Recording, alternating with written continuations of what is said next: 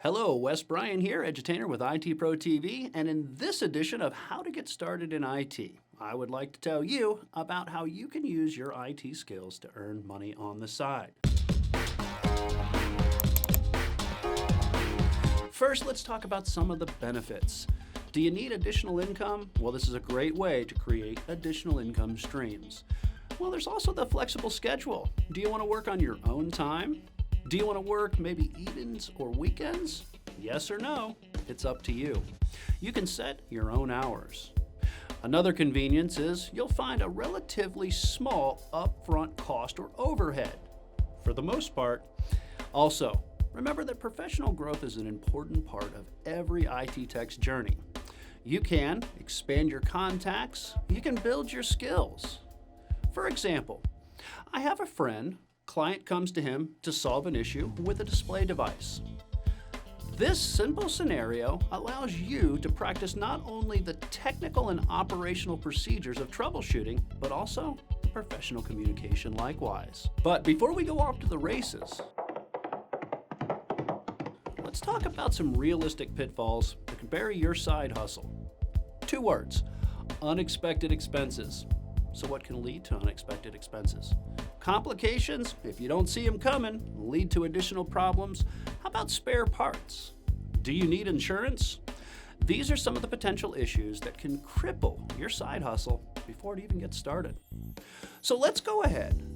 Now that we've kind of seen some of the pitfalls, let's talk about some of the best practices to help keep your side hustle afloat. Stay organized. Organization is critical. I'm a big proponent of digital archives. Imagine with me for a minute that in your side hustle, a user brings you a laptop to be worked on, and you've seen this issue before. Stop. Freeze frame. 2 scenarios. 6 months ago, this model was brought in with the same issue. You've seen this before. Let's say that you've documented the issue, the resources you used, and the steps you took. You can use this information later. Well, if you didn't, you're going to have to reinvent the wheel. So document, and if I didn't mention it, document. What are the symptoms? What were the diagnostic steps? What are the steps that you took to provide a resolution? What were the resources you used, such as vendor websites? Remember to start a blog. You have experience. Your blog is your blueprint. You've worked for it. Now, the next best practice is not to overcommit. Remember, one of the great things about IT on the side is that you can take as much or as little work as you want. And it's okay to say no, or not at this time. But remember to define the work to be done, including things like the estimated time and costs. So if you come across the unexpected, any unforeseen issues, you're ready to communicate with your client immediately. Remember, setting the client's expectations and not delivering, it doesn't go over well with your clientele, and it certainly won't get you future recommendations. Lastly, confirm that the end user is happy, and this really is the icing on the cake. When you confirm with your end user that the problem has been solved to their satisfaction, we get happy clients. And remember, happy clients generate quality recommendations.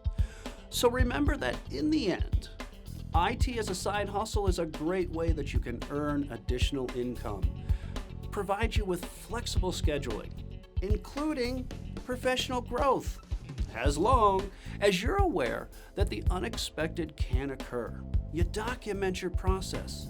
You set clear and realistic expectations with your clientele. And with this in mind, you can be successful in your IT side hustle. If you like what you've seen in this video today, be sure to subscribe below. And do you have tips for a successful IT side hustle? We'd love to hear it in the comments. And also, be sure to tune in on Saturdays at 9 a.m. Eastern for the next episode of How to Get Started in IT.